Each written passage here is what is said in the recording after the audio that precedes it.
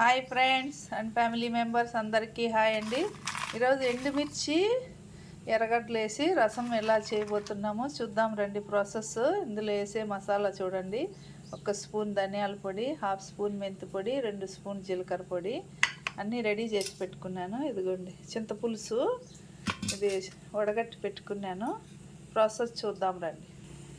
సట్టి పెట్టేసి stove on చేసినాను. Oil వేసుకున్నాము.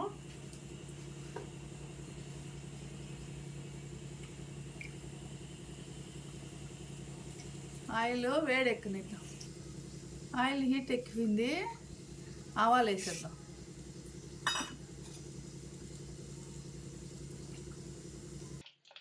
ఆవాలు చిట్టపట్లు ఆడుతున్నాయి.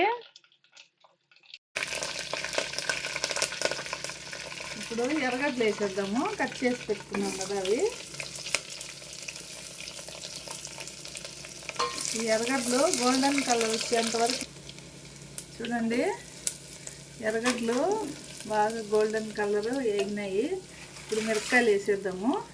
ఇవి కూడా బాగా వేయించుదాము. ఎందుకంటే ముందే వేస్తే మిరపకాయలు ఎర్రగడ్డ వేగేదానికి టైం పడుతుంది కదా, అప్పుడు మిరపకాయలు మాడిపోతాయి.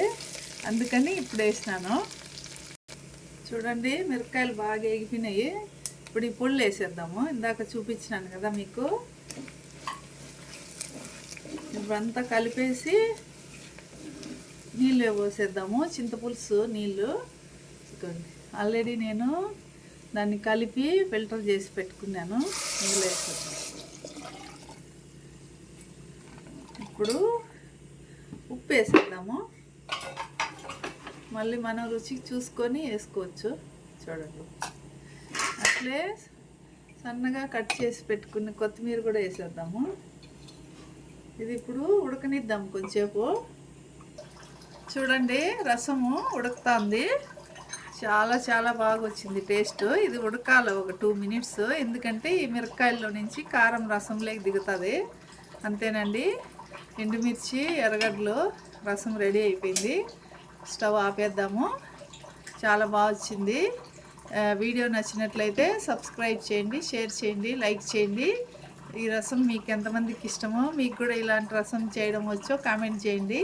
Bye bye.